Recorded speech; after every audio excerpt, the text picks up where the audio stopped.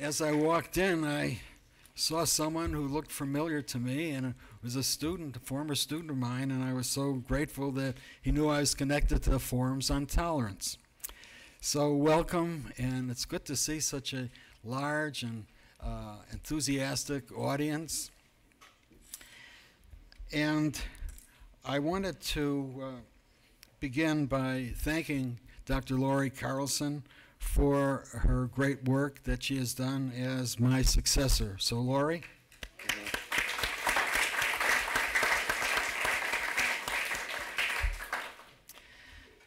The Forum Committee decided to dedicate today to a member of the committee of long standing, Harvey Michaels. Harvey Michaels recently passed away, yet his enthusiasm for the forums lives with us, and during his long tenure with the committee, Harvey became our man about town. He would go from place to place delivering our flyers and posters and informing everybody about the various forums. And it's no doubt that through his efforts, he helped to spread the tolerance messages to countless audiences who subsequently attended our forums. His critical reflections helped us formulate tolerance programs. Also, Harvey was my student in Facing History and Ourselves at North Shore Community College. We went to many Holocaust board meetings, lectures, and commemorations. We became close friends. Harvey was very proud of his many years of teaching at Swampscott High School. He served as the history department chair, and he was recognized with a scholarship in his name.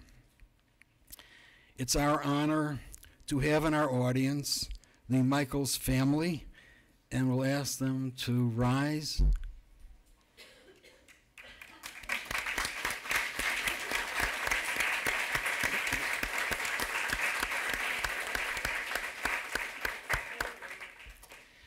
May Harvey Michaels' memory be a blessing to everyone privileged to have known him.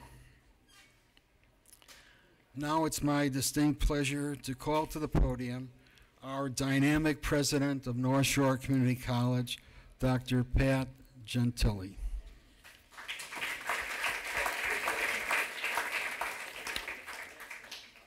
Thank you. Good morning, everyone. I was truly honored when Emeriti Professor Sheldon Brown asked me to be the person to introduce the speakers today. This is our 35th Forum on Tolerance. What a wonderful tradition here at North Shore Community College. And this year's topic is particularly important to me. There are few families untouched by substance abuse, incarceration for crimes committed because of addictions, or the huge rehabilitation challenges facing both the individual and families once incarceration is completed. Now, my family has been affected. In 1995, I added 2 children, brothers, to my family that already included 2 older sons. Now, these younger children were adopted through the Division of Youth and Family Services in New Jersey, where we were living. They had been in the foster care system for 7 years with 9 different homes. So you can imagine the impact on a child at that time. They were 9 and 12 years old when I met them, and they had been abandoned by their mentally ill mother and drug-addicted father when they were toddlers. As too many stories go, and especially by the state at that time, I was told, I can remember back in 1995, that they counseled us that these were what they called high-risk adoptions. And I thought that meant high risk just to the children. I realized over my journey that they were also talking to me and my family, but I didn't know that at the time.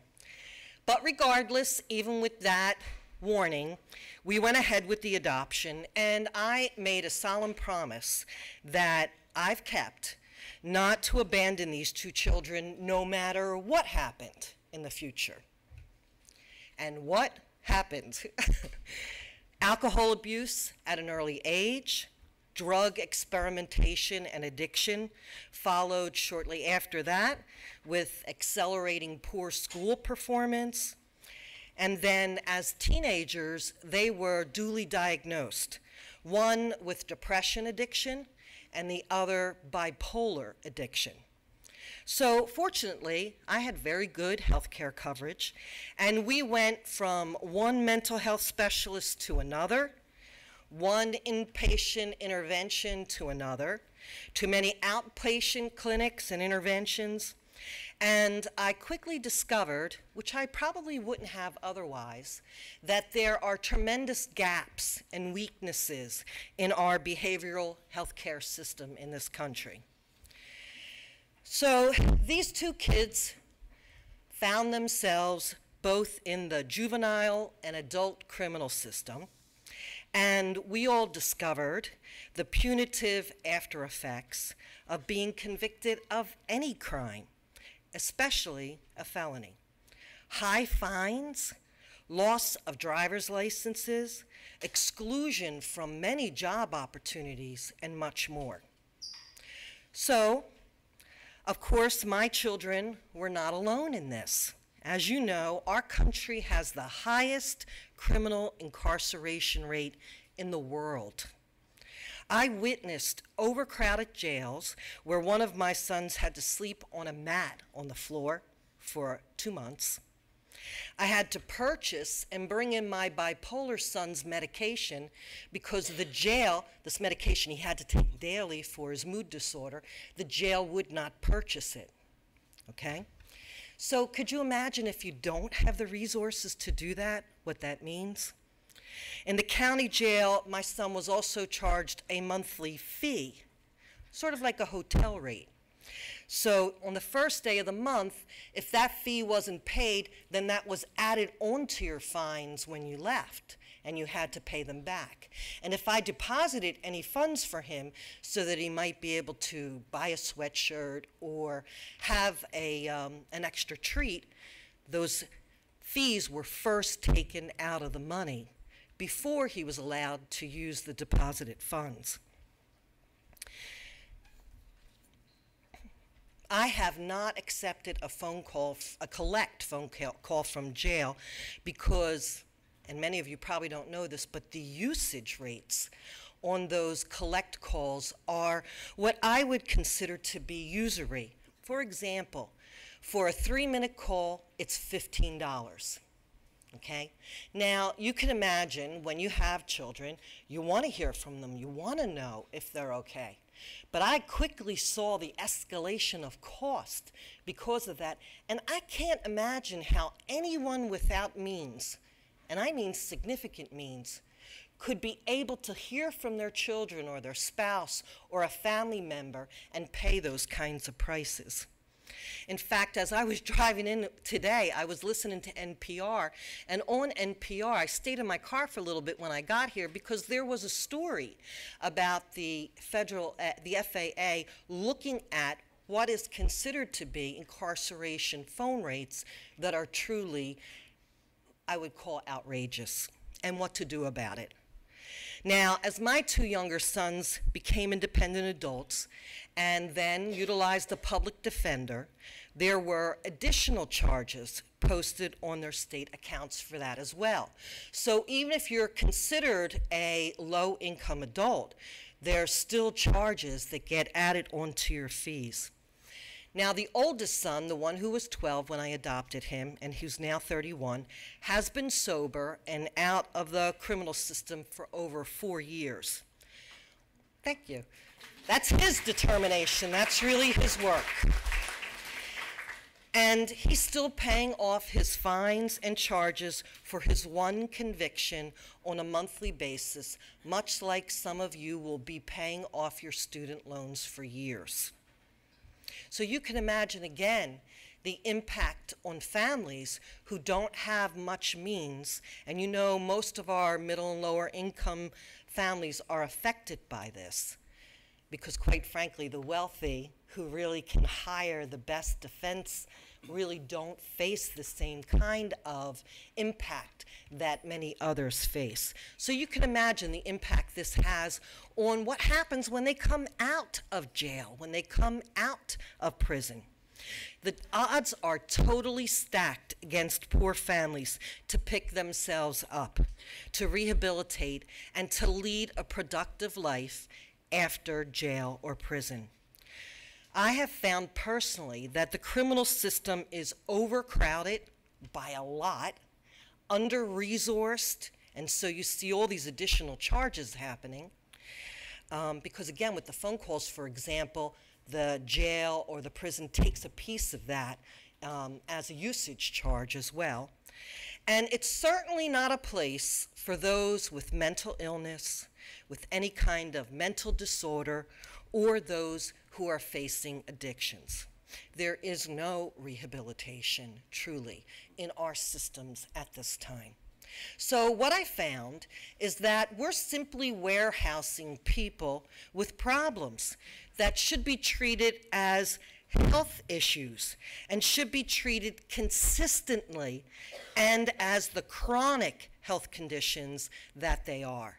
And you'll find, even with good insurance coverage, there's only so many inpatient days allowed, only so many outpatient kinds of things that are paid for, and it's very difficult for those with mental health problems to get the consistent support that they need to stay out of jail, to stay out of the system. So the kinds of conversations you're going to have today and the tomorrow presentation at the Lynn campus in the Forum on Tolerance there will deal with a lot of these aspects and much more.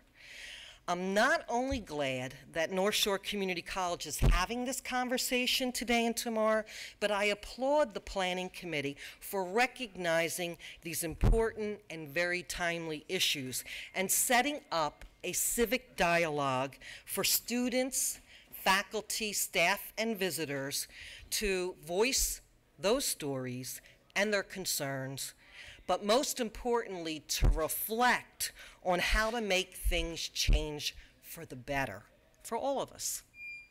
So now, I'm going to turn to my job that Sheldon asked me to do, and I'm going to introduce our speakers. Now, unfortunately, one of our speakers, and I was really looking forward to meeting her, Sarah Lovell, the author and activist who was going to be here today, is very ill and couldn't make it.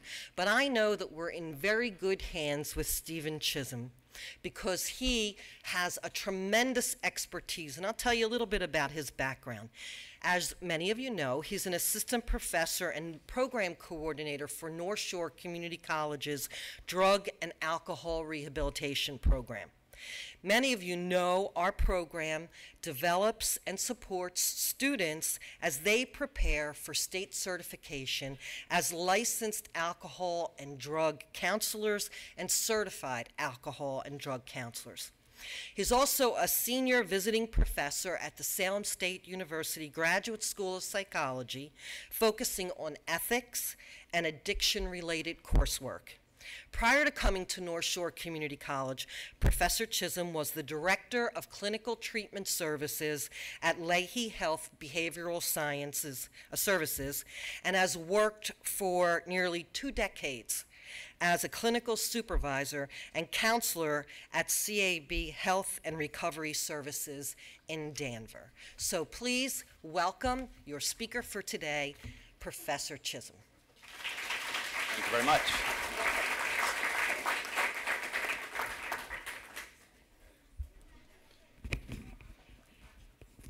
Thank you, President Gentili, and I will warn you right off that I'm a roamer, so I tend to not be as comfortable standing behind a podium. So let me know if the sound's okay. It sounds okay at this point? Great. When I heard that the committee and the Forum on Tolerance was going to be on mass incarceration, I thought that, that I would volunteer to say a little bit about that. And I'll preface my remarks by saying that my expertise is really more in the addiction wheelhouse. I'm not a criminal justice expert, so just to say that right away. When I first started working in addiction around in the early 90s, many of us then, and for a long time now, we regarded addiction as a disease, or at least we called it that. And having worked in the field for a while, when I became a clinical supervisor, I began to question why we were throwing people out of addiction treatment for not, for instance, attending a psychosocial support group. And I started to ask the staff at the treatment center, gee, so how is it helpful to throw people out of a medical type facility? And the answer I was given is that addicts need consequences. And so he says, okay, so in some ways that's what brought them here in the first place. So I started to question if we really want to treat addiction as a public health issue and as a disease, does it really make sense to throw people out in the middle of a medically managed detox? I reflected on this a little bit more, thinking that if we really treat addiction as a chronic health condition, imagine that you were in the hospital for any other chronic health condition and you were feeling very sick. You hadn't slept in a month. You had multiple stresses occurring in your life. And there was an educational group on diabetes management happening. And you said to the nurse or something like this, oh, I really don't want to go to the group. I'm really feeling quite sick. Well, if you don't go to group, we're going to throw you out. We're going to write you up a warning. I think the concern was something like the treatment team at the time didn't want the inmates running the asylum, is how it was put. So I really pushed back on that. I thought, in an ethical way, if we really want to treat addiction as a disease, why not maybe try to keep people in treatment? Right? At that time, this was a very radical idea, that somehow if people didn't attend group or something like this, although they were well behaved otherwise, that somehow we'd ask them to leave a hospital-like setting. It just seemed odd to me. So eventually that we adopted the idea that although we didn't tell the clients you didn't have to attend group, that we would basically not throw people out for not attending group, because we really saw our job in the detox process is about a week long, if that. That we really wanted to try to keep people in treatment. And that began, this was 15 years ago, that began a lot of reflection on my part. Do we really treat addiction as a disease process or not? And the answer became that we really don't do it justice in that way. So today what I want to do is provide a little bit of overview, kind of addiction 101, if you will, right? Talk a little bit about the history of the drug laws, and also talk about some of the things that are occurring relative to criminal justice reform.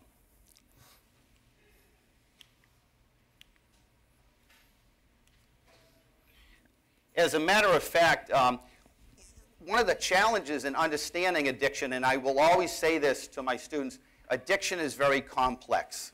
Right? That would be something that I would ask you to consider as you listen.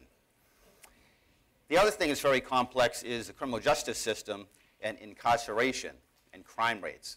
So although I don't claim to have an answer, again, this is a time to reflect. We are very much a drug society, as you know. Right? I won't do it now, I have a drug dance that I do where I dance around legal drugs, illegal drugs, legal drugs, illicit drugs. Right? So, and through history, we've been very ambivalent as a society about how to manage or deal with people who use substances. Right? What substance kills the most people? Tobacco. Right? Kills more people every year than alcohol, homicide, suicide, AIDS, many other things combined. Right? And yet that's a so-called legal substance.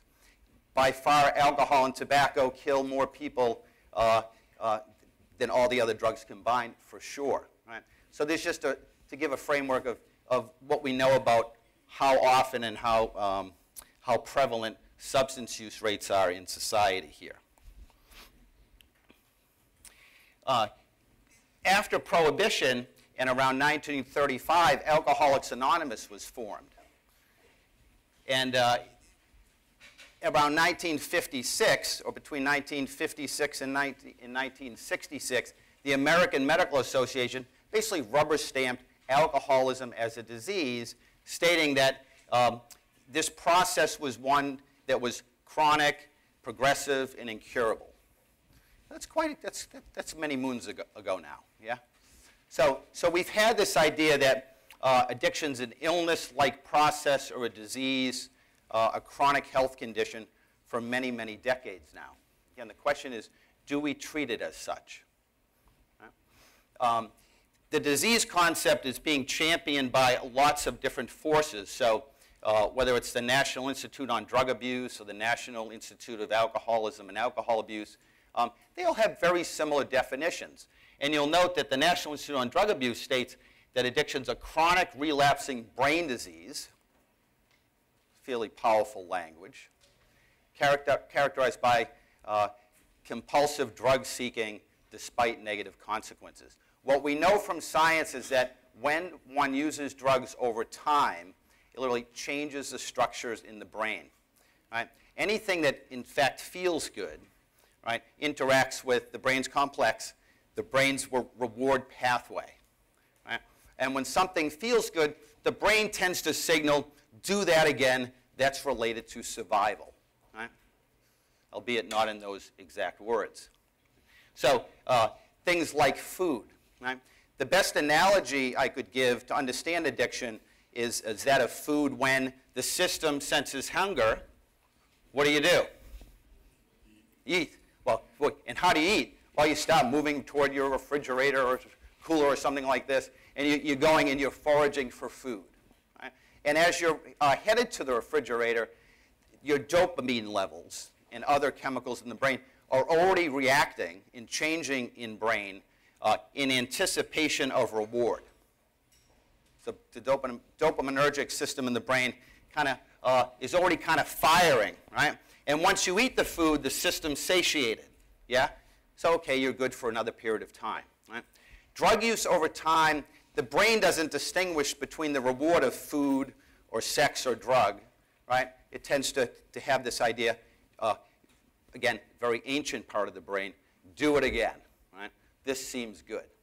And so someone who develops an addiction, it's as if their brain is saying, go and use drugs or you will die. Is that true? Not true. But those are the messages that are firing. So check with your doctor first, but a thought would be, if you don't have the experience of addiction, don't eat for a day. Yeah, just a day, right? And to experience that phenomenon of craving, right? I think that's an apt analogy, right, from science. I don't make this stuff up, all right? And I should also say, if at some point I'll periodically pause because I'd like this to be interactive to some degree. I could lecture all day, but it's not my favorite thing to do, all right? All right. So the idea that addiction's a disease, many of you or most of you have a handout of a PowerPoint that's very hard to read because we're trying to save paper, but we will post that on the Google site here at the college, make that available to you, and on the last page or so, there are many, many resources that I think you'll find interesting. One is from NIDA. It's basically the science of addiction. And so it gets into, again, I've given you a primer of sorts there, but there are many resources in there that, again, are hard to read in an electronic format, be able to link right to the sources, okay? Now, there are so-called risk factors in developing an addiction. Right, so I'd bring your attention here for a moment. So addiction always develops in a social context. What does that mean? So you have to practice it over time, and almost everyone who develops an addiction develops that among others, right? And behaviors reinforced and the like, all right? So parents with addiction and mental health diagnoses, very common, right? That the genetic loading, if you will, to develop an addiction, science tells us, is roughly something like around the magnitude of 50%. Right? So 50% of what contributes to the development of addiction is said to be genetic or known to be genetic. So that's interesting. So What else is here? Initiation of substance use at a young age. Okay, a risk factor. Part and parcel because the brain, or at least the front part of the brain, the prefrontal cortex that kind of puts the brakes on that you shouldn't eat that other, third bag of potato chips. Right? That kind of area of the brain, the stop and go and restraint and all that kind of thing. That part of the brain we know doesn't develop fully until age 25. Right? So early initiation of substance use is a major risk factor for sure. Right? Self-medication hypothesis. Right? The idea that people may turn to a substance in order to gain relief. That could be psychological relief, could be physical relief. Right? Let's see. Trauma history. Right? I think in the references, I reference the adverse events in trauma study that shows that how many 1,000 times more likely people are to develop an addiction if they've had multiple trauma events in their life. Right? So trauma is something that we see as related to addiction. Poverty, as was mentioned previously. Experience with academic difficulty. Right?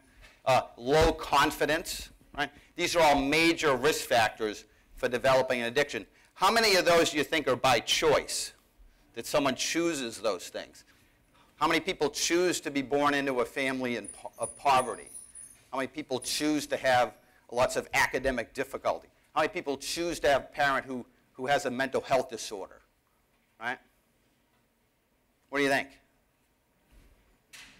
Choice? Sometimes what mucks up our understanding of addiction is yes, there's some choice involved, right? Typically no one's saying, okay, here's pouring the drink down your throat or something like this. There's choice. Do adolescents ever make poor decisions, you think? They actually have less capacity for healthy decision making because of brain development. Less capacity for youth. Right? Did I go backwards? Yeah. So I'd also argue that, or propose, that many of these things also interact when we discuss mental health as well. Right? So these risk factors, one might say, could contribute to mental health, violence, or perhaps crime in general. Right? Questions? Thoughts? Right. So the question is, so if you're telling someone, so what we do know is that the Just Say No campaign doesn't work so well. Right? So, and in fact, that people will sometimes take the opposite approach, yes? Right. So a lot of what we do is specific to youth. A lot of this comes down to who are the role models, right? And a goodly chunk of this has to do with parents, right? If a parent's saying, go get me a beer, and they're indoctrinated into that, for sure, in the media, for sure, you know this. Oof, Miller High Life or something like that. If you've ever had a Miller, it's probably not as great as it is in the commercial, right? Maybe you're not on the top of a mountain with beautiful people or something like this, right? So the media, we're barraged with images and prompts to go and use substances. So to the point, we're very ambivalent as a society. Don't say no, but yet we value it so much. Yeah? So much of it has to do with what we're modeling for youth. But the idea of just say no, as someone progresses in their development, certainly with adults you don't do that because people like choice, and it's almost a reverse psychology, right? That's what you're. So, but one of the main things is reducing access to substances, right? Educating parents and role models. Those are some thoughts. Thank you for the question. What else? Relative to, yes? With opiate addiction, it's a physical. I was told that it's more of a physical addiction. That's why when people get sick, they get really sick. Yes. I had a person that I'd say, why do you do that? And I was told, because I really get sick if I don't take it. That's right. And so, that's a physical thing. Now with like marijuana or maybe even alcohol, that's more of a mental thing. So how do you connect the two to prevent, it's almost like a two-phase thing, it's Yes. a physical and a mental. How do you deal with that? Or how do you keep somebody from if they're physically ill from doing something compared to something that's more mental. Right. Great question. So let me say more about this because, again, I have the sense that the addictions and interests too here. Is that true? I mean, addiction in general. So I mean, not just the incarceration bit. So the most dangerous drugs to detox from, for a regular user to stop using, are alcohol in any form of a depressant, benzodiazepine, Valium, Klonopin, and the like. Right? Because once you've built up a tolerance to these, if you stop using them, basically the way to understand withdrawal symptoms is the withdrawal is the opposite of the opposite effect of what the drug does when it goes into the body.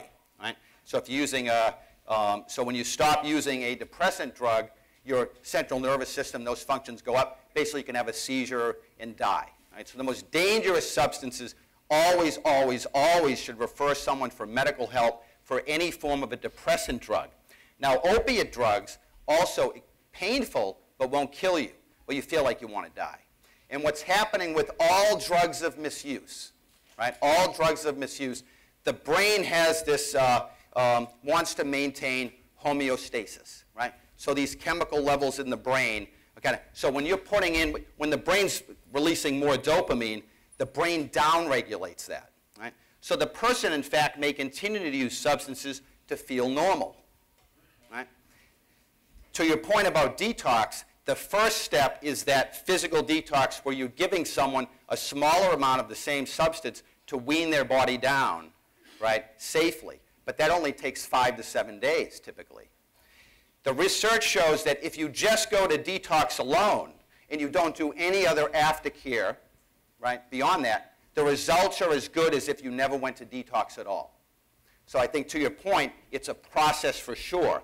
The research also shows that the best outcomes are attained for people who stay in treatment 90 days or longer. Now, why is that? Why do you think you need 90 days or longer anyway? Get out of your system. So there's the physical part. What else? Mentally, learn coping skills, develop a new social support network, et cetera, right? Does that get us there somewhat? Yeah, well, go ahead. Just amplifies how much that whole process is going to cost. Cost, yes. You're talking, 7 days of detox and then 90 days of mental. It's a huge cost, isn't it? Yes, it is. I'm going to give you some data on that you might be surprised. I'm going to get to that in due course, I hope. All right. So, but very good. Yeah, it's costly, but in the long term, it's far less costly than cleaning up the wreckage, and I'll give you some more on that. What else? Are you going to talk about Gloucester? I'll mention Gloucester, sure. Yeah. You just did. What's that? You just did. No, I will though, yeah, for sure. It's, so I have some things that are hot off the press, if you will, that we could spend a minute on. How do we account for oxycodone and the pharmaceutical companies that put an additive into the pill that causes the addiction? For people that don't have a genetic component, people are finding themselves addicted to opiates that have none of these going on in their family. Right. Great question. People hear it. So since 2002, and kind of, still what causes addiction is complex. So we can never quite say this causes addiction, right? Because it's complex. There are many interacting forces. But since opiate analgesics have come around, and there's been lots of concern about overprescribing and overavailability, that's a concern for sure. And it doesn't necessarily, the person might not necessarily fit this profile, right? This might be someone who didn't start and didn't have a ton of risk factors. But anyone can be susceptible to addiction. Because again, if you're using something over time, you develop that physical part of the addiction. One other thing I would mention to that is that, there are a lot of myths out there. Like marijuana is the least addictive drug of all.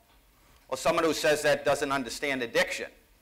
Because addiction isn't about the drug or how much you use or how often you use. It's really most related to the consequences of use.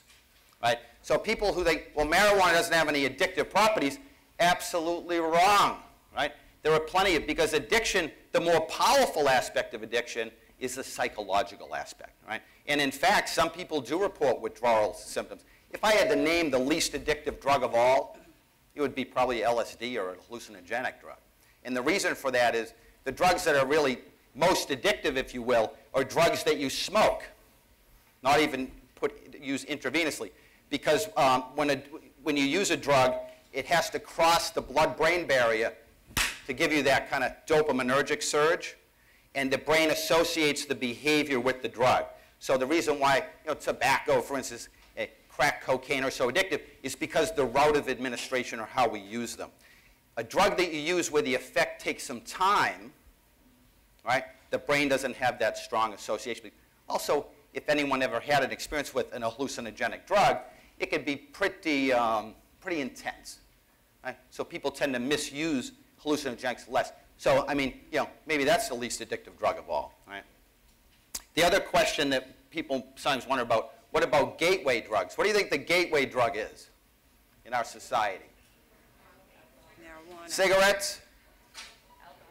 Marijuana. Alcohol. Here's a former student of mine. No, just kidding.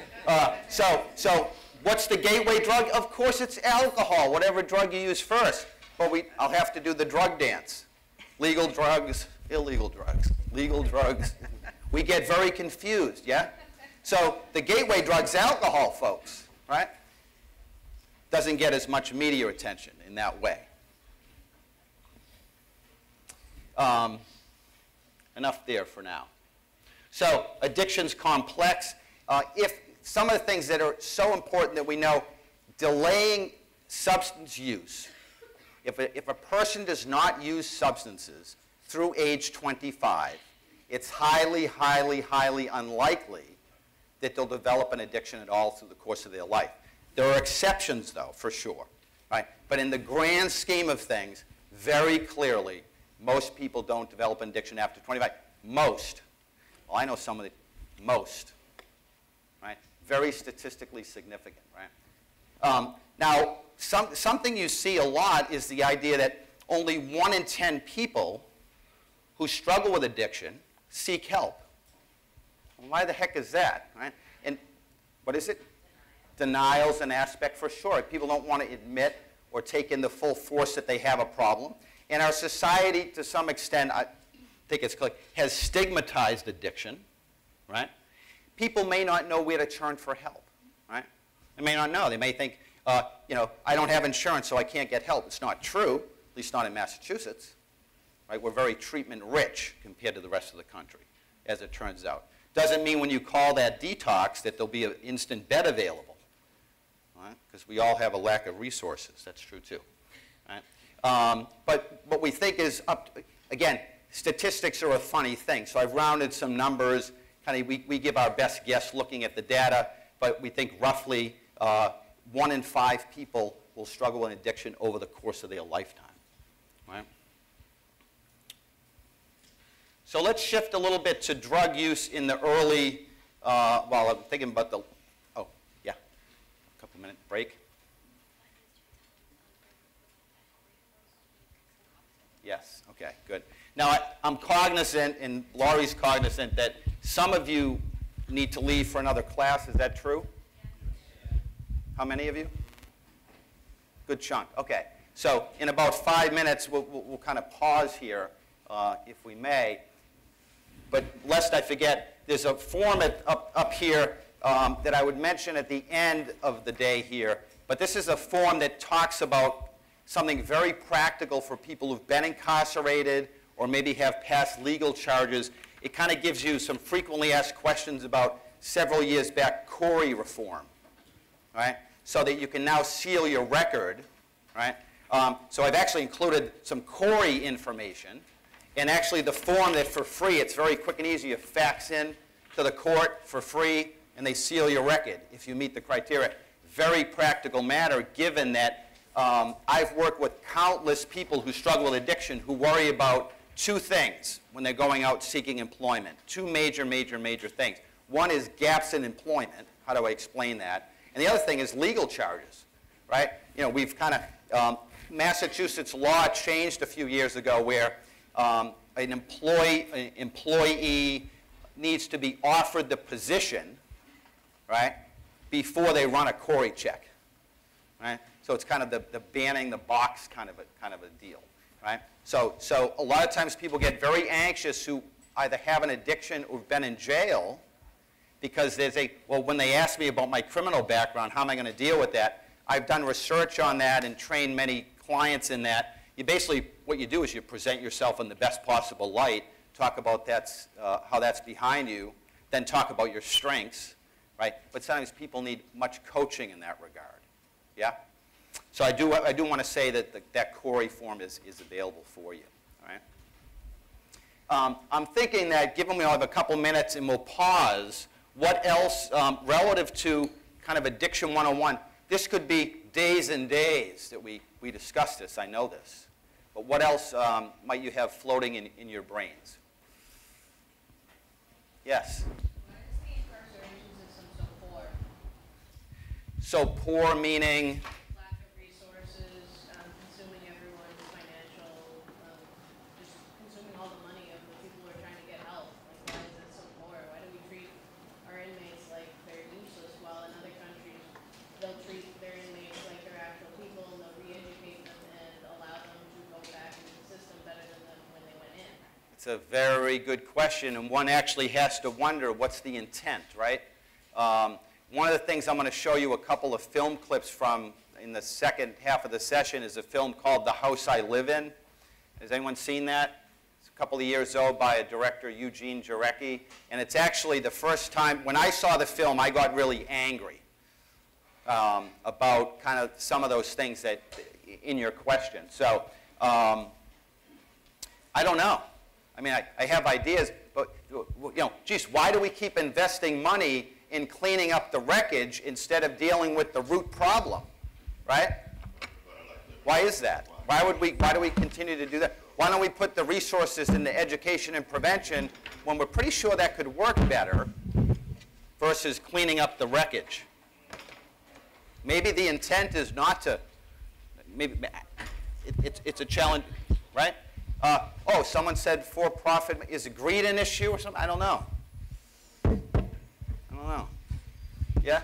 There's a lot of the issues when they get out of prison. Because there is really good documentary on Netflix, like that just happened like this past month where President Obama went into like prison in Yes. the country. And a lot of them are being educated and they are being given like GED opportunities or taking college credit courses inside the prison. Right. But when they get out, like, there's no opportunities for them. So they have the education, they have the coping skills, not all prisons, but some. But once they get out, there's basically no option for them because of their criminal record. So they That's do right. have the qualifications, they just don't have the opportunities to proceed. So I feel like the problem is like obviously part in our like legal justice system, like incarceration, like there's an issue there, but I think more of it's like our society is the issue once they get out, based on like our opinions and like honestly lack of education on incarceration, addiction, et cetera, et cetera. That's right. Well put. So we will, in a second, we'll pause, but I love that, to end on that note, that the idea that are we more or less tolerant as a society? Are we more or less compassionate? What do you think about second chances? How many of us, if we weren't given a second chance, would be here now? Right? So thank you. So let's take 10 minutes. Thank you for your attention. But I want to shift now to discuss some of the history of the U.S. drug laws and then a little bit more on what some are calling mass incarceration. All right? So what you see on the screen here, and there are PowerPoint, there's some handouts up front when you get around to that, and they'll also be made available through the website here at the college and Google Docs, so more to follow on that. So, but before 1900, there really were very few laws relative to drug use. In fact, I have a couple of slides in here, let's see, that opium-based products prior to the turn of the century were very readily available. Right? And in some ways, really seen as a cure-all for any number of maladies. And if you use any kind of an opiate drug, it will make you feel better for a period of time, but it's certainly not going to cure much at all. Right? And in fact, at that time, just prior to 1900, about 5% of the US population was addicted. And most of the people who overdosed and died were kids and middle-class white moms, as it turns out. So certainly not the profile we see exactly today. And it really was because, again, these opiate-based products were used in almost everything. So this is kind of like a late 1800s version of the Topsfield Fair up the street. Topsfield Fair is always in October, right? Is it still open? It's officially closed. But I imagine, back in the day, you'd have your weirs and the carnivals, and people would be selling these opium-based products really at that time, and there were very few, if any, laws regulating any of it. Right? So not surprising that people died and became addicted back then. But at that time, it seems to me, I think perhaps we're beginning to come full circle, that we were a little bit more compassionate toward those who struggled with addiction than perhaps we even are now. You can be the judge of that. So Bayer, they're still around, right? Here's heroin. Right? So these products were just so widely available. There were all sorts of things, again, depending on your sense of time. Was it that long ago? Well, that's depending on your context, your sense of time. I would say it's not. This is from 1901. Right? So prior to 1900, society appeared to have a more compassionate view of those struggling with addiction. And then in came drug laws. So I want to show you a little clip from The House I Live In, the film I mentioned earlier. So let me cue that up.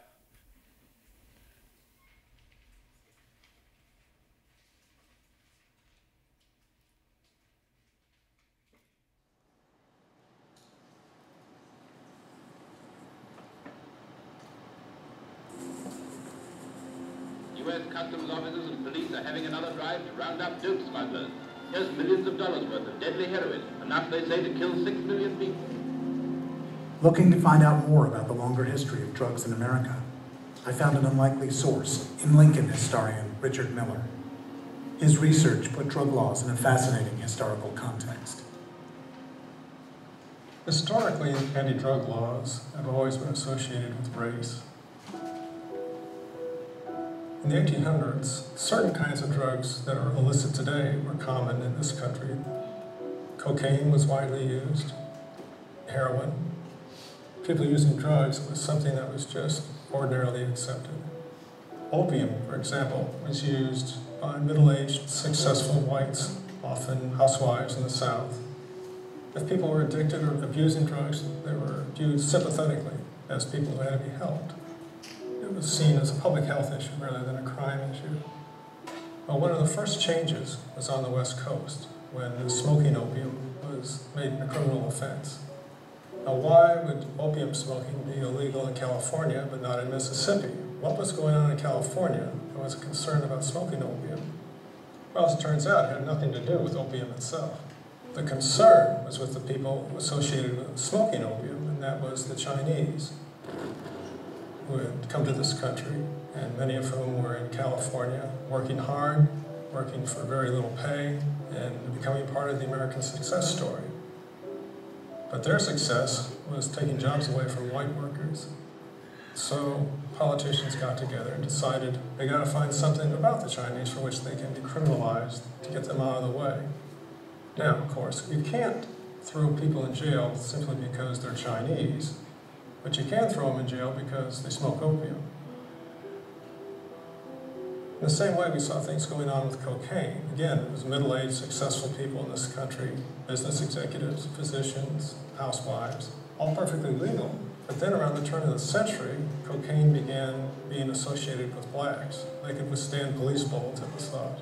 They can work hard all day, all night long, and all day long again, threatening the jobs of white workers. And so laws began to be passed against cocaine. You're not arresting these people officially because they're black. You're arresting them because they've committed some sort of drug violation. Next, of course, we see the change in reputation that hemp has had. Hemp was a legitimate crop from colonial times forward, a widely appreciated commercial product. But then in the 1930s, hemp changed into something vicious and fearsome called marijuana, because at that time, marijuana smoking was being associated with Mexicans, working hard, working cheap. And once again, what was being outlawed was not being Mexican, but just some habit associated with Mexicans. These laws set a very dangerous precedent of racial control. It seemed that How many of you have thought of the drug laws as racist or, to some degree, unfair? How many of you have thought this before or seen something like this? Like as of right now, like this century, or that's why they were brought to be? So right, so the question is, so in when we originally began to create more enforcement in drug laws, how many people view that as discriminatory toward, based on what you just saw? But before you saw this, how many people would say you had this kind of in mind that the drug laws were kind of racist, basically? How many people? I thought the enforcement of the drug laws was racist. I thought that white would go to rehab and others go to jail for the same crime, but I had never realized it was made illegal based on racial discrimination. Now that's one, and again, this isn't exactly my message, but there are many who think that seemingly certain groups may have been targeted, right? And whether that's conscious or unconscious. What other thoughts on that? Yeah? Did they know that opiates were like that for you back then? Like, did they know that? Like, did they know like the extent and like the health issues that would come after using them? No, I think there wasn't that knowledge, and I think also one point that I made earlier about when you smoke a drug, the effects can be more pronounced, more intense. So that's a factor too, right? So, because the Chinese were smoking opium. But no, there wasn't the knowledge we have today on that. I work like in a hospital, you would think that they would like make those laws to protect like our society, but it was really like a societal issue why they would pass that. That seems to me, I don't know, crazy to me. Yeah, sure. Jane. I wanted to jump off of what Elaine said. With crack cocaine, and I might be wrong on the figures, but I think crack cocaine, the punishment would be, say, like 18 years. And that population was tended to be minorities in urban settings. And then, white people in the suburbs were doing powder cocaine, and so both of it's cocaine, and they would get maybe 18 months. Mm-hmm. So I think the enforcement or the punishment that was given was very discriminatory. White people in the suburbs were getting 18 months when, black people in the city were getting 18 years for using the same substance. Right. So that's something that the crack cocaine sent. So in the mid '80s, people remember Lenny Bias, was it, who overdosed? Was he for the Celtics? There were kind of a number of forces that coalesced, right? Crack came on the scene, and who were people that primarily used crack cocaine? Low income, often African American, inner city, more visible to law enforcement. So lots of factors. Now there was concern about crack cocaine and how addictive it was. Again, in part because it was smoked and the effect it has. But what most leaders today recognize is we didn't really look at the research and think that through enough. Hindsight's 20/20. And for a long time, the crack cocaine sentencing laws were 100 times, right, greater than that of powdered cocaine. So if you were to draft a law today, part of the hope is we'll be more thoughtful, right, when we reflect on, when we create laws, who are the people that the laws affect most, right? That's one of the things. Now, under President Obama, it was in 2010, the crack and powdered cocaine sentencing disparity was reduced to 18 times to 1. So some progress, but not quite there, right? And what's the difference between crack cocaine and powdered cocaine? Heat and baking soda, basically, right? So today, in hindsight, people say, well, yeah, perhaps in an unintended way, more minority groups were targeted, to your point, right?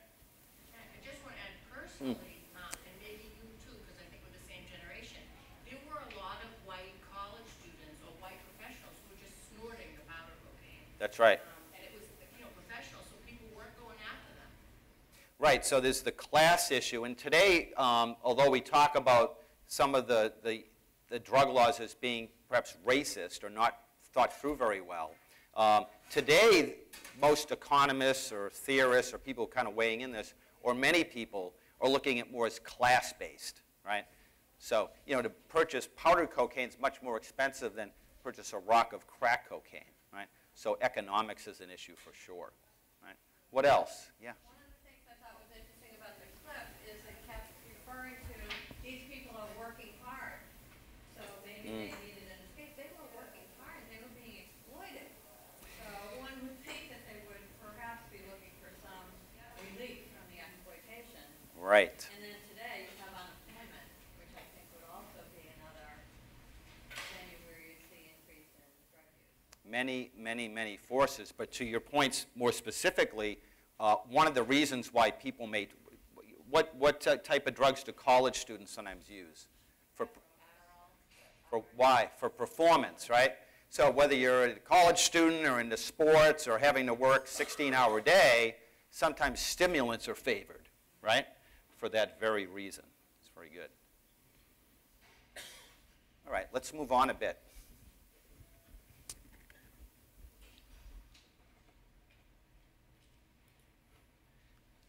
But it sounds like that, what you just saw, was fairly, for many of you, a new idea, yeah? Do we talk, I mean, I'm not sure, maybe, and I get confused sometimes, so forgive me, but we don't always talk about our past and things and acknowledge, you know, slavery and what we did to, you know, Aboriginal people. We don't really go there, huh? Denial, something? Okay. So let's see. So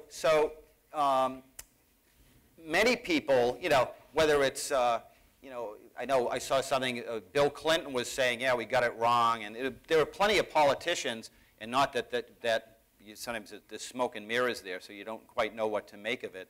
But really almost apologizing for saying, we got it wrong. We got it wrong, right?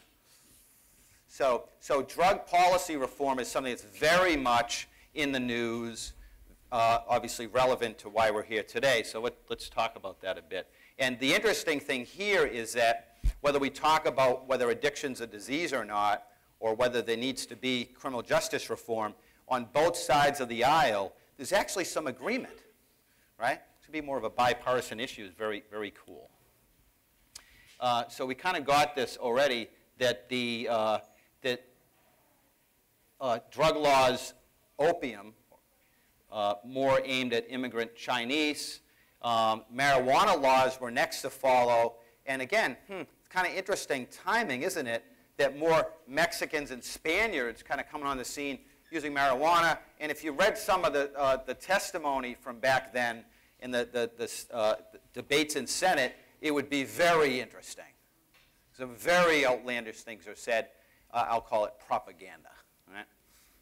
You ever see Reefer Madness? You know, you're going to kill your mother. In the film, I highly recommend people watch the entire film. There's much more in it. But things like, you know, you're on marijuana, you're going to kill your mother with an axe. And just, you know, if you showed this kind of thing to people today, they'd say this is nonsense, right? And we wouldn't buy it, right? There's concern still, though, now, what some people are concerned, crystal methamphetamine. Ooh. You know, whenever you vilify a certain drug, right, a lot of people who use crystal methamphetamine happen to live in trailer parks or poverty, or they're men who have sex with men. A couple of populations that, as a society, who, you know, again, we might not care as much about or think as much about.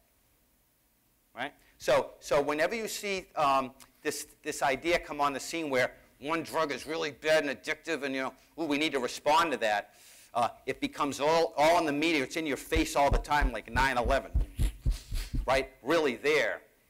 We need to be very thoughtful and careful not to have a knee-jerk response to how we address it. So this was mentioned earlier, that the idea that we're the most jailing country in the world is concerning, I think, right? And there are many, many things that it'd be very hard for anyone to try to simplify this in any way.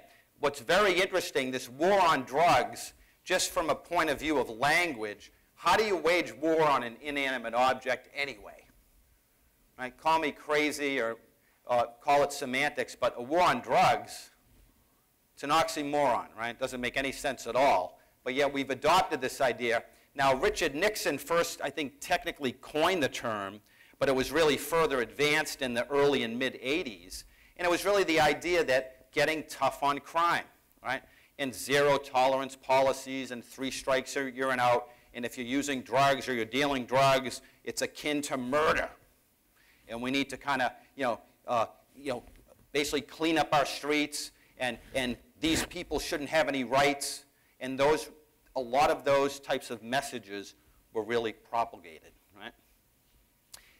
Now, fascinating enough, under Nixon initially, he put 2/3 of the resources into treatment, not jail. So initially, under President Richard Nixon, most funding, more than not, went to treatment. So there was still that. And then as it goes, how did I word it here? Rapidly changed as a tough-on-crime rhetoric became more popular, right? I think President Obama said recently, no one ever lost an election for being tough on crime. Right? So prison rates, now there's all sorts of ways you can interpret data. Prison rates have tripled since the mid-'80s. Depending on whether you look at state or federal prisons, you see they doubled or 800 times increase in prison numbers. It's hard to understand in this kind of pithy way, but prison rates have really at least doubled, tripled, or more in this period of time. Right? The other thing we know is that African Americans, specific to drug charges, are overrepresented versus their white counterparts. Right? Meaning that black and brown people use as much drugs as white people. In fact, white people tend to use, in some cases, more. Right? But very few are sentenced. So there's concern there, what's going on. Right? Now, so again, go back. So I'm impressed, 2/3 of funding into treatment and mental health, and only 1/3 into more criminal justice kind of interdiction is interesting. This very interesting study by Columbia University, they've done this study twice, and it's a large study. I don't know anyone else has done research like this, where they attempted to ascertain how much is actually spent annually on cleaning up the wreckage due to addiction. Now you can imagine there's social service costs and welfare costs and criminal justice costs and medical costs, and you add it up. And they actually came and they did this for the second time in 2005. It was $468 billion. I rounded the number. It was 467.6 billion, I think. That's a lot of money, right? If you were to somehow to clean up the wreckage, not to treat addiction at its root cause, and what by the way, we really said, I said earlier, you can't say what the root cause of addiction is, but what might be some of the root causes of addiction, if there are some? Poverty, maybe it's stressors. What else? Hard to get employment. That's interesting, because in this film, again, The House I Live In, they make a case that people may turn to drug use as a rational decision. The only work in the neighborhood, if I can't get a job in this neighborhood, this impoverished neighborhood, it's a rational decision to deal drugs. What? A rational decision? How could that be? It's survival, right? Wouldn't you do it? Well, I wouldn't do it because I know everyone has the same opportunity in America, right? All right. CASA, the Columbia University, right? No, but aren't we initially, that you've heard that though, right? Everyone, or someone will say, well, I know someone who had it really bad, and they made it out. So everyone can, really? Yeah, okay, good for them, right? And now, doesn't mean, in theory, it's absolutely true. Anybody can get ahead. That's an important message, right? But when someone becomes successful, it's probably, 1 part luck, right? Some effort and circumstance. And actually, very interesting research on that. It doesn't matter if you're talking about, the Mona Lisa, artists or who becomes successful. It isn't really as neat as we think, right? So this study showed that 3 cents on the dollar went to research, prevention, and treatment. So I think that's backwards. I think that if you look at prevention studies and cost-benefit analyses, they tend to show that the cost savings are really quite great. So there are multiple studies, but for every dollar spent more on prevention, if you will, that's something like there's a huge range here, I realize that, many studies, something like $8 to $30, 8 to 30 times. So cost savings would be realized. That's major, right?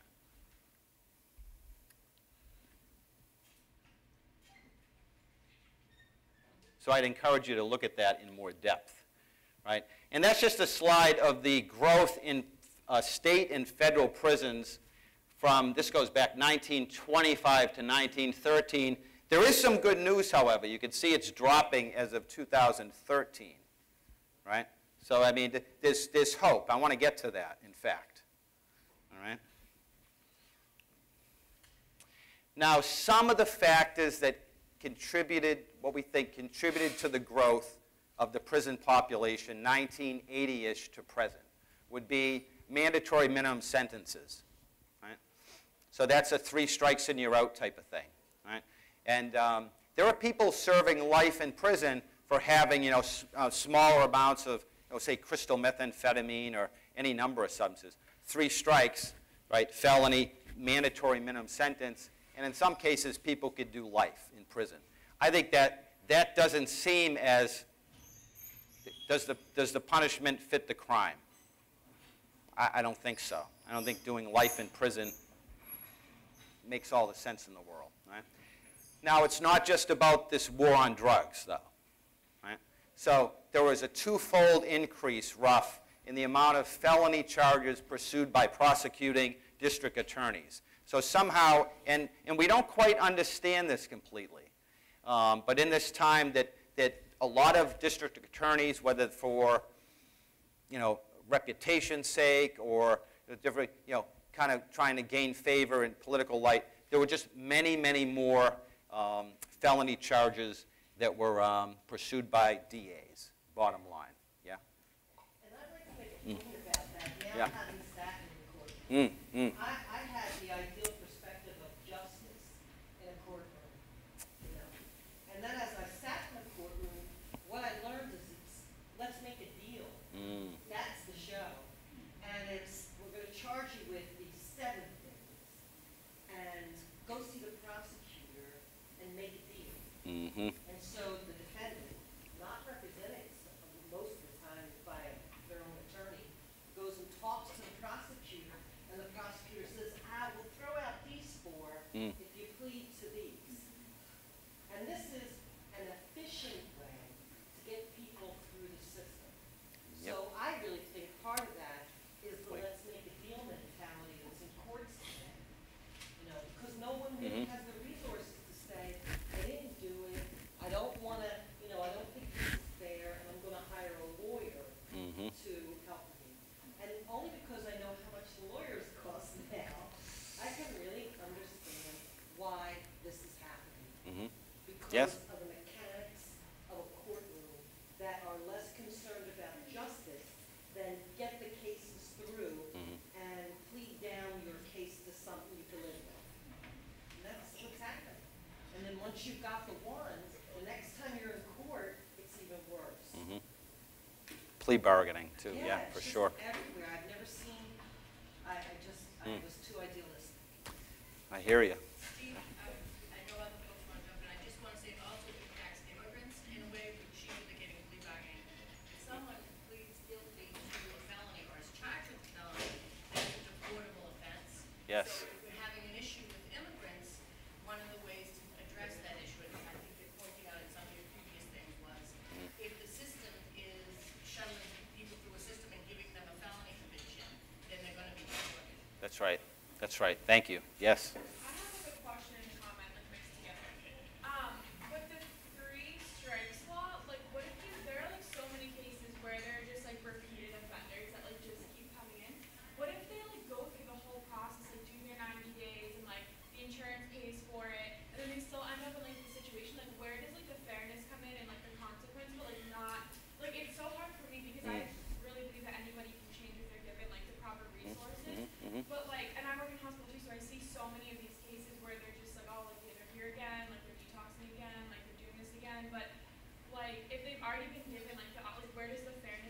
also like what can solve the problem? Like why Yes. are they ending up? Like do we just keep saying like let's keep treating them, but if they're like in their 5th time in detox and like they've completed the program, they know. Right. What do we do? Like it's just Yeah. like, I get so discouraged like just seeing it every day. And It's very discouraging. So you're talking about treatment now. Most people need, on average, 3 to 5 treatment attempts before they ever get a sustained period of recovery.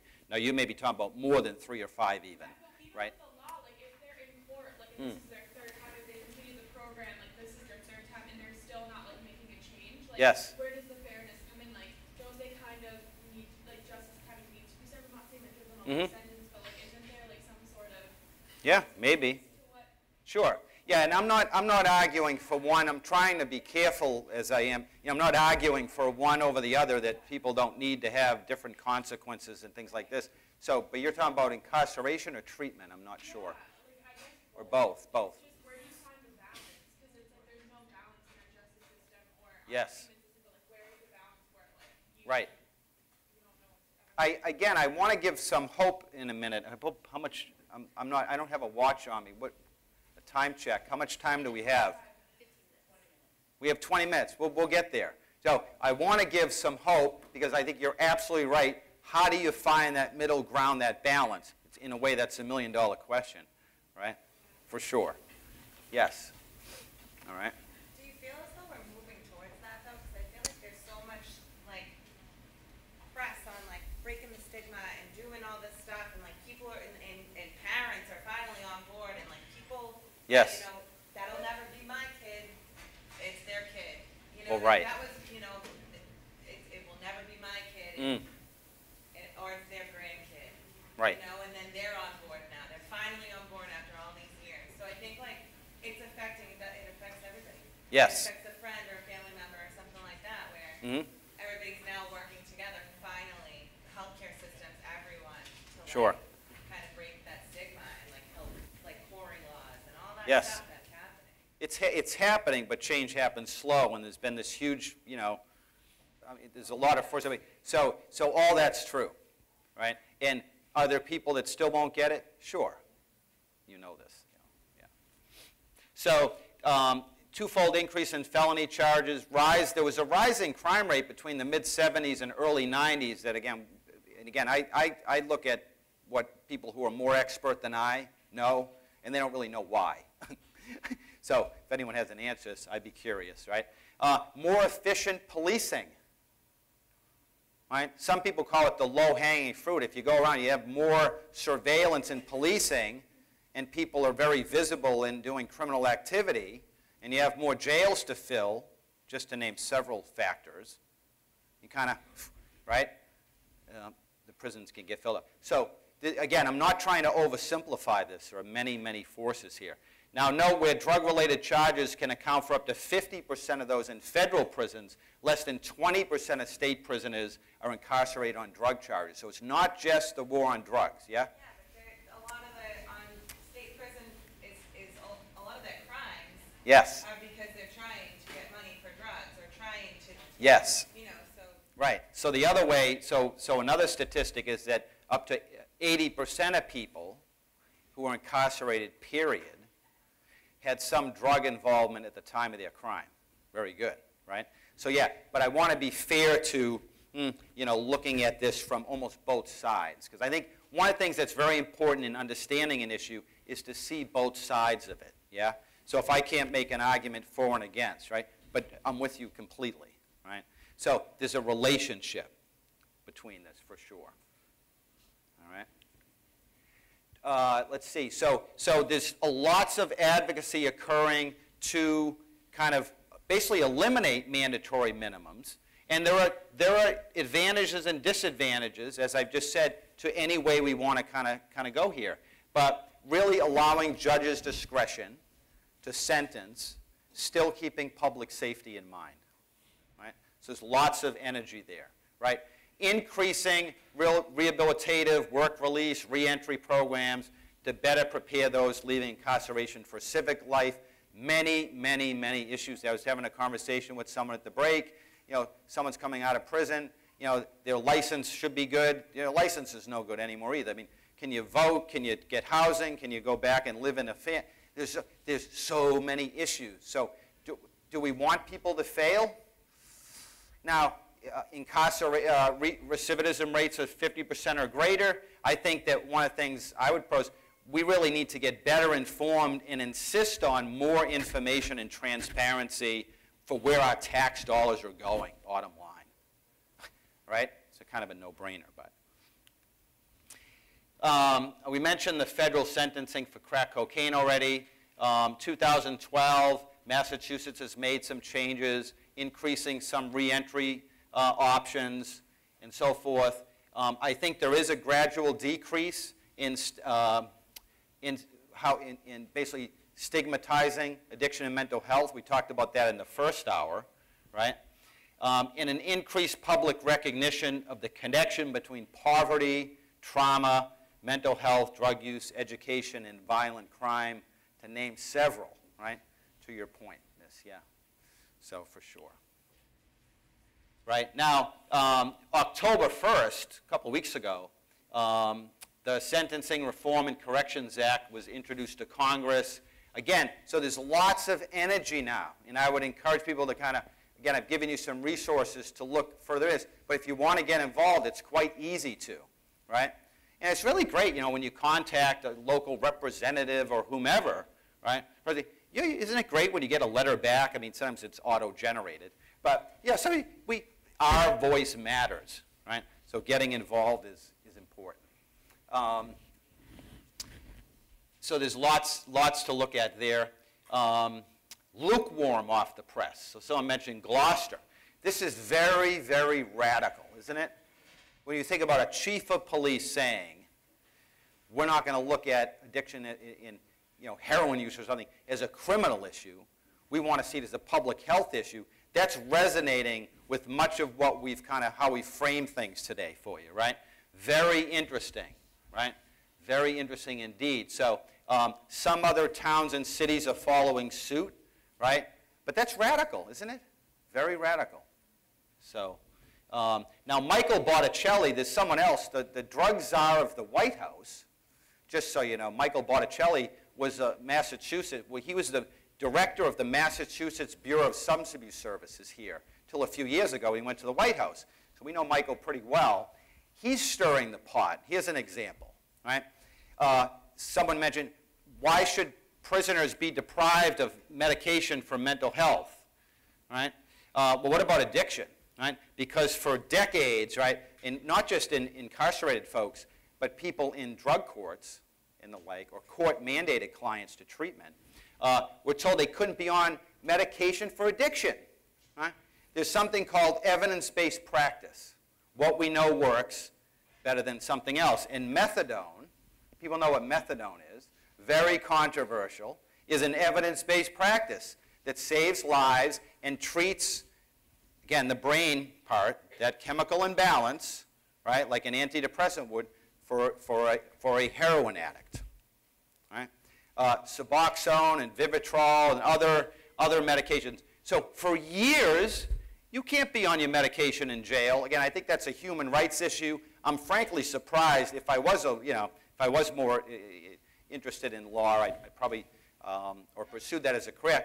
I'd probably write papers on it. But there's been very little to no case law on the fact of people being deprived medication in jails for chronic health conditions. So some of it's how we understand addiction to begin with. That's why we spend so much time on that. So Michael decided, no, more. If you're going to get federal funding, right, for jails and drug courts, you can't deprive people of medication for addiction. Wonderful. I think, thank goodness. I've been talking about this for decades, right? Yeah? Go ahead. I'm going to follow because I kind of like, if you have a guy that drinks vodka every day, and then he says to you, you know what, instead of vodka, I'm going to have a beer. You know, and then you've got someone that's on heroin. Instead of doing the heroin, I'm going to do some methadone. Yep. And you're saying that, you know, okay, it saves lives and everything. Yep. But I'm just curious, is that just putting off or postponing an urge, or does that urge for the heroin get less and less and less with the methadone? Right. I don't understand that. Yeah. Any research or any, do you know what I'm saying? Sure, I'll answer the question, yeah. So the way to understand methadone and opiate addiction, when you do an opiate or any drug, you get that dopamine spike, you get high, right? Because it's right? So when you use methadone, you don't. So methadone is the same as, if it's administered properly. So think about, the best analogy is that someone who smokes cigarettes and puts a patch on, a nicotine replacement, and these things are FDA approved, not the FDA's got. But so you put a patch on, and that basically nicotine replacement therapy provides a dose of nicotine, right? And by the way, the nicotine doesn't kill people. It's all the byproducts. You can wear a patch the rest of your life. You generally, even if you're a cardiac patient, you're generally fine. You wear that patch and you don't get that spike of dopamine like you do with a cigarette because it's time released and it's basically tricking the brain, right? There's some complexities to medication. So methadone is to heroin, right, as the patch is to nicotine. If it's done properly, right? We never give people medication without the counseling and psychosocial support, right? But if you understand addiction in the brain science, you'll recognize, so it's really helping with that chemical imbalance. Again, there are lots of myths and misunderstandings about methadone, that it's not just replacing one drug for another, right? And it's not just methadone we're talking about here, but there are other more, if you will, designer drugs like buprenorphine or Suboxone that kind of do some similar things. Yeah? I just wanted to make clear on the methadone thing. It's not something that they're going to be on for the rest of their lives. Like they're not going to be feeding it to them the whole time they're in sentence. It's a way to wean them off of addiction so that they don't die during detox. Because a lot of people who are like completely addicted, whenever they're detoxing, their body can go into shock if they don't have anything to help wean them off. That's right. So methadone's used both short-term to wean someone down and long-term. Are some people on methadone the rest of their life? Yeah. And so what's your problem with it? It's not your life, right? So here's what I want to be firm and provocative at the same time about this. Whose life is it anyway, A? Right? B, here's a provocative question. When's the, right, remember how I said at the beginning of my rap that we're thinking about addiction, treating it like a disease? Well, what if you call depression a disease or something like this? But when's the right time to come off your antidepressant because of your chemical imbalance? Tell me that. When what? Okay, when the medication isn't working, yeah. Say it is working. Say your quality of life's improved and you're feeling great, you're back to work, and you're not doing any criminal activity. When's the time to get off your antidepressant medication for your chemical imbalance? Huh? Well, but see, it's a different thing, right? We talk about methadone. Ooh, you got to get off it. Why does someone have to get off it? Why? Why? I'm confused again, right? Stigma. Is methadone highly, highly, highly physically addicting? Yes. Do a small percentage of people kind of go and get on a methadone clinic and, they're trying to game their doctor? Yeah, but okay, but everyone does that, right? You're always going to find, no matter what we're talking about. Methadone, lots of controversy and stigma and misunderstanding. So back to this point, it wasn't so much about methadone, but it was about the fact that someone's holding accountable discrimination based on disorders and trying to make treatment more available. Yes? Looking at that paragraph, and it appears to be making drug policy, that has to go through Congress to make a law for this, to get so that they would not get federal funding? That would not just be announced that they could do this? I don't know all the nooks and crannies, but I think that, I think it's an ethical, so I don't know the whole of it, but at least in my, for whatever ability I have to reason this through, it seems to make good ethical sense, right? If we want to treat people fairly and justly. So, but yeah, there may be more to the story. So. I found that, for instance, you mentioned, as I mentioned to you about losing your license, the Senate passed, the Massachusetts Senate passed a use languishing in the House right now. Right. And they don't seem to be moving forward. But I have a feeling that takes more than just. I'm sure there's more to it, but I do commend Michael for taking that on. Yeah. Is that helpful though, in terms of the? Yeah. In your opinion, okay, Sure. Because I have somebody that takes methadone. Mm-hmm. So in your opinion, if he had to take that for the rest of his life, say, Right. it's a better alternative than him obviously doing something else. But Mhm.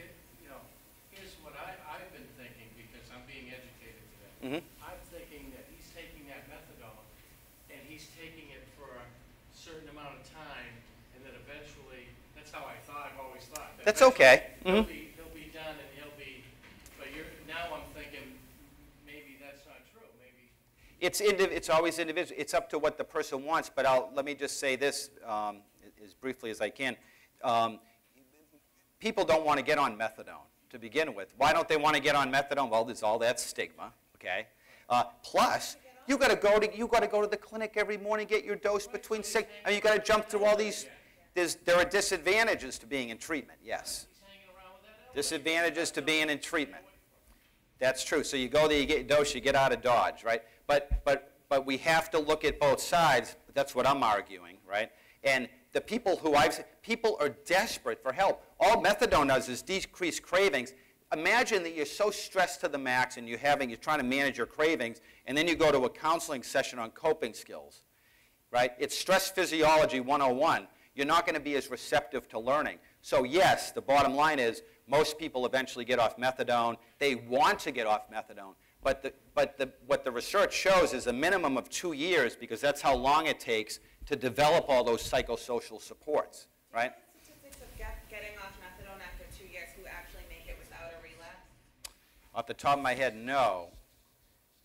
But I know lots of statistics. If a failure before, if you get off too soon, which sometimes pressure people get off, because they have that fear, and it's a great mistake. I've had many people I've had this conversation with who've later come back to me and said, Steve, I should have listened to you. I tried to get my son to get off methadone, and then it just, if it's working and the dose is administered properly, the person's engaged in treatment, it does more good than harm. If someone's not just drug seeking, right? So so I encourage you to look, and I'm very easy to find here at the college. I run the drug and alcohol rehabilitation programs. You can email me, and I'll send you more on that if you like, and that offer stands for anyone. So final thoughts, right? We want to strengthen and expand prevention, education, and treatment. We've made a case for that, to some degree anyway. Approach addiction first as a public health crisis. I think that, and again, President Gentile started with that message, in fact, right, that we really instead of putting all the resources in the criminal arm of this, to really look at, we need to put more resources into treatment. And that includes people while they're in jail and coming out of jail, right? And then don't use stigmatizing language. It matters. So every time you say the word alcoholic or addict, and I know that's kind of in our lexicon very much so, stigmatizing language. They did a research study in a kind of a room larger than this a few years back, and they had like 200 or 300 highly trained mental health professionals. And in this half of the room, they gave a little vignette, and it said, Steve's a substance abuser who's used heroin and been arrested 10 times, blah, blah, blah, blah, blah. And in this half of them, they gave the exact same vignette, and they said, Steve's a person who struggles with a substance use disorder, who's a heroin addict, who's had this many arrests. And then they asked these highly trained mental health professionals to rate, what does Steve need? What kind of an approach would work well? And there were some similarities with, some of the findings, but one finding was very clear. The people who got the little vignette, same little old Steve here, same vignette with the language substance abuse, which is another oxymoron anyway, right? How do you abuse it? Anyway, versus people who got the vignette that said Steve struggles with a substance use disorder or addiction, people who saw it and heard it and thought about it as a disorder were far less likely to use a punitive approach. Right? So I know that the term substance abuse, I don't use the term substance abuse. It's irrational. It doesn't make any sense. Right? I don't use the term addict or alcoholic because they're stigmatizing. I'm very, very clear on this. Doesn't it sound quite different? A person who struggles with a substance use disorder? That's really the professional, if you will, clinical language. We need to move to that. It can make a difference. Right? There are plenty of references here, ways to get involved, lots of resources, a couple of great books, High Price, A Neuroscientist's Journey to Self-Discovery That Challenges Everything You Know About Drugs and Society by Dr. Carl Hart. The New Jim Crow, many of you may be familiar with this, Incarceration in the Age of Colorblindness, and other, I think, resources I found useful. And that bottom link, SAMHSA stands for the Substance Abuse and Mental Health Services Administration. They have lots of resources on where to find help. But again, I will avail myself to you for help or anything else you want in the future. How are we doing on time? What's that? We're at time. So perfect. Thank you all for your attention. You've been wonderful guests.